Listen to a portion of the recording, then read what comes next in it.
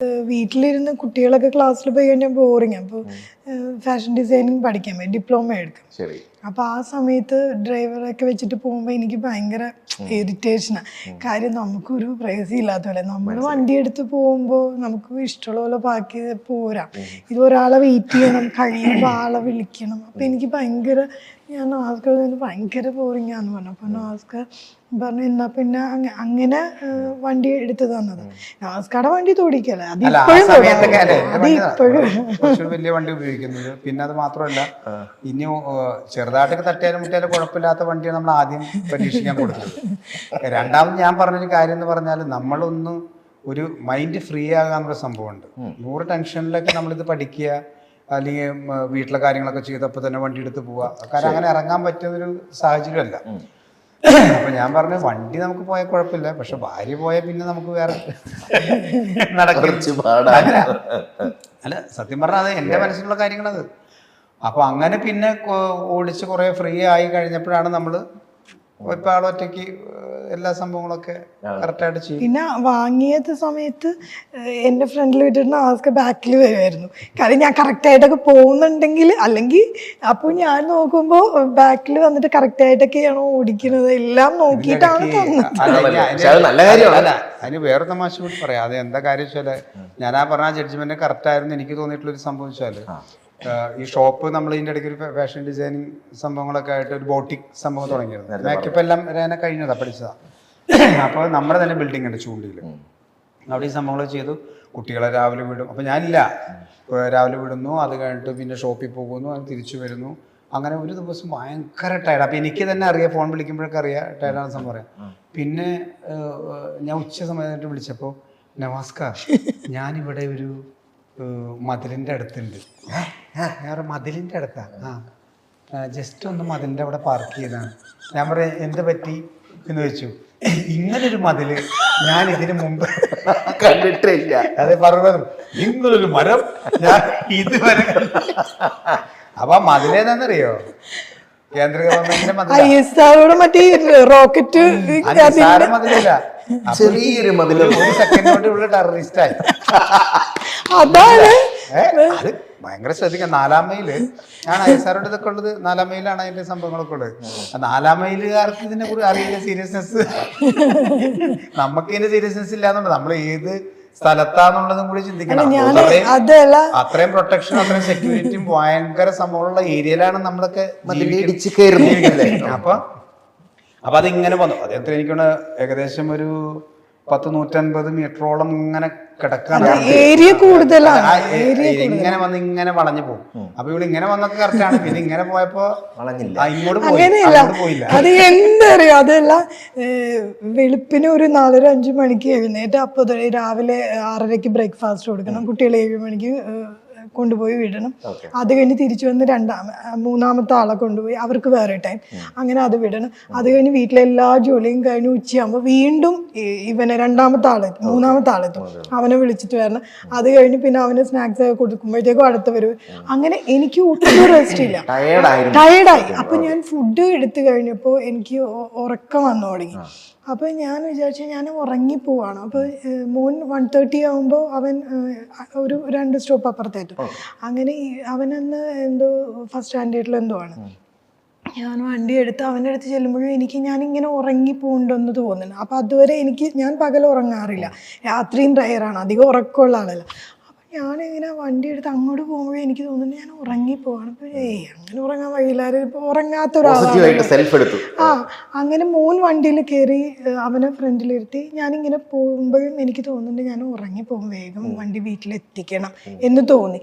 അങ്ങനെ ഞാൻ സ്പീഡിന് വണ്ടി എടുത്തു. പിന്നെ എനിക്ക് ഒന്നും ഓർമ്മയില്ല കാര്യം. പിന്നെ ഒരു ഭയങ്കര ശബ്ദം കേട്ടു. ഞാൻ ബ്രേക്ക് ചവിട്ടി ഹാൻഡ് ബ്രേക്കും വേഗം വലിച്ചിട്ടു. എനിക്ക് എന്തോ സംഭവിച്ചു കഴിഞ്ഞിട്ടാണ് ഇടിച്ച് കഴിഞ്ഞപ്പോഴാണ് എനിക്ക് ഇടിച്ചു എന്നുള്ള മനസ്സിലായി. പക്ഷെ ഞാൻ എന്ത് ചെയ്തു, ബ്രേക്കും ചവിട്ടി ഹാൻഡ് ബ്രേക്ക് എടുത്തിട്ടു. പക്ഷെ എനിക്കൊന്നും കാണുന്നൊന്നും ഉണ്ടായിരുന്നില്ല. പക്ഷെ ഞാൻ സേഫ്റ്റി സൈഡ് ഇത് രണ്ടും എനിക്ക് നമ്മൾ ഉറങ്ങിയാലും അറിയാം.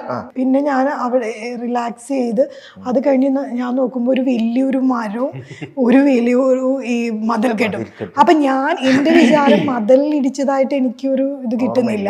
ഞാൻ വിചാരിക്കുന്നത് ഈ മരത്തിൽ തടഞ്ഞ് വണ്ടി നിൽക്കുക അങ്ങനെയാണെന്നാണ് ഞാൻ വിചാരിച്ചത്. പക്ഷെ എനിക്ക് ഭയങ്കര ഫസ്റ്റ് ടൈമാണ് അത്രയും വർഷം വണ്ടി ഓടിച്ചിട്ട് ഭയങ്കര ഹൈറ്റ് ആണല്ലോ, ഭയങ്കര ഹൈറ്റ് ആണ്. പറഞ്ഞാല് അപ്പൊ അതങ്ങനെ വരുമ്പോ വെച്ചാല് അവര് നോക്കൂല്ലോ എന്താണ് ഇങ്ങനെ പറ്റി, ഇങ്ങനെ സംഭവിക്കാൻ പാടില്ലല്ലോ. അപ്പൊ പിന്നെ നമ്മുടെ മെമ്പർ ഉണ്ട്, അദ്ദേഹം പറഞ്ഞ മനസ്സിലായി. പിന്നെ നമ്മൾ അത് തന്നെ നമ്മൾ തന്നെ അത് പാച്ച് ചെയ്ത് കൊടുത്ത് കാര്യങ്ങൾ ചെയ്യും. ഞാൻ അതിനകത്ത് പോയി കാര്യങ്ങൾ സംസാരിച്ചു. വീഡിയോ അതിനുള്ള സെക്യൂരിറ്റിയും കാര്യങ്ങളൊക്കെ ഉള്ളല്ലേ, എന്താന്നുള്ളത് അല്ല അവർക്ക് വീഡിയോ വരെയുണ്ട്. ഞാൻ അവിടുന്ന് വല്ല ഫോഴ്സ് ഇറങ്ങുമെന്ന് വിചാരിച്ചു, ടെൻഷനായി. അല്ല അവര് നോക്കുമ്പോ ഞാൻ ഇടിച്ചു കഴിഞ്ഞിട്ട് അപ്പൊ എനിക്ക് വണ്ടിക്ക് എന്ത് പറ്റി എടുക്കാൻ പറ്റുന്ന അറിയില്ലല്ലോ. ഞാൻ ഇറങ്ങി വന്ന് നോക്കുമ്പോ ഫുൾ ഫ്രണ്ട് കംപ്ലീറ്റ് പോയി, എന്റെ വണ്ടി ഫുൾ പോയിരിക്കുക. ഇതൊരു 3-4 വർഷമൊക്കെ അല്ലേ. ഈ സ്റ്റേജ് പെർഫോമൻസിലെ ഏറ്റവും മെമ്മറബിൾ ആയിട്ട് നമ്മൾ പിന്നെ ഓർക്കുമ്പോൾ ആ സമയത്ത് നമ്മൾ ഭയങ്കരമായിട്ട് ചമ്മിപ്പോയതോ അല്ലെങ്കിൽ സ്റ്റേജിൽ എന്തെങ്കിലും പ്രശ്നം ഉണ്ടായതൊക്കെ ഉള്ള ഇൻസിഡന്റ് ഉണ്ടാവാം. പക്ഷെ ഇപ്പോൾ ഓർക്കുമ്പോൾ അത് നമുക്ക് കോമഡി ആയിട്ട് തോന്നുമല്ലോ. അങ്ങനെ എന്തെങ്കിലും ഒരു ഇൻസിഡന്റ് റിഹേഴ്സൽ ചെയ്യുന്ന സമയത്തും പിന്നെ സ്റ്റേജിപ്പോൾ പണ്ട് ഇൻസ്ട്രുമെന്റ്സ് വെച്ച് നമ്മളൊരു മിമിക്സ് ഗാനമേള എന്നൊക്കെ സംഭവമൊക്കെ ഉണ്ടല്ലോ. ശരി. അപ്പോൾ അത് പണ്ടുണ്ടായിട്ടുള്ള സംഭവിച്ചാൽ മ്യൂസിക് കളി വീടുറങ്ങിയല്ലോ കളി വാക്കുറങ്ങിയൽ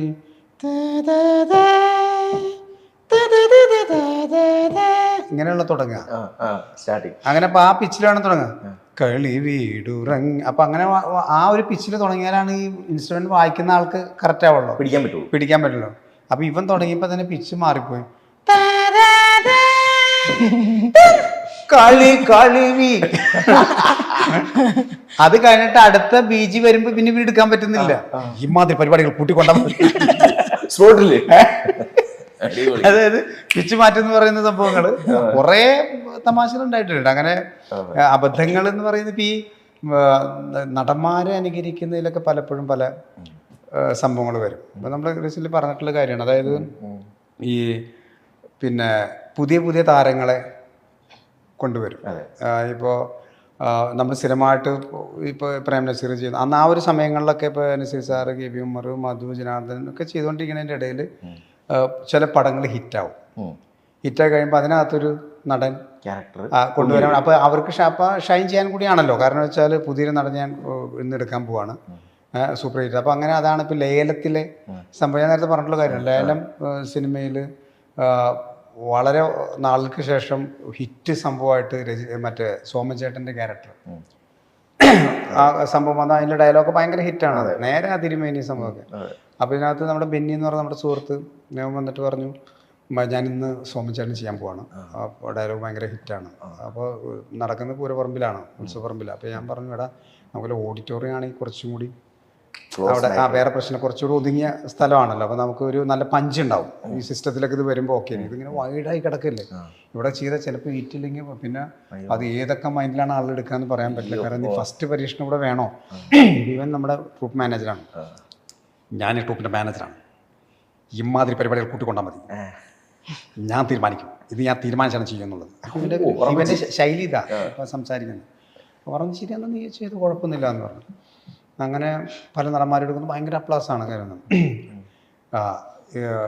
മിമിക്രി ചരിത്രത്തിൽ ആദ്യമായി സൂപ്പർ ഹിറ്റ് സിനിമയായ ലേലത്തിൻ്റെ ഡയലോഗുമായി കടന്നു വരുന്നു MG സോമൻ. അപ്പോൾ ഭയങ്കര ആകാംക്ഷയിലിരിക്കുകയാണ് ആളുകൾ, ഈ സാധനം എന്താന്നുള്ള.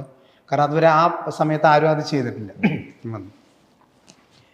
നേരെ തിരുമേനി ഈ പച്ചൻ പള്ളിക്കൂടത്തിൽ പോയിട്ടില്ല, കുറച്ച് അകലെന്ന് വരുത്താൻ. നീ പോയിട്ടുണ്ടോടാ? മരം വെട്ടുകാരൻ എൻ്റെ അപ്പൻ, എൻ്റെ അമ്മച്ചിയെ കയറി പിടിച്ച റേഞ്ചർ സാഹിബിന്. അതായത് സോമനൊക്കെ പോയി മനസ്സിലായി. പിന്നെ ആ സാധനം ഇങ്ങനെയായി അത് കേട്ടപ്പോ ബെന്നി സോമനായി പോയി.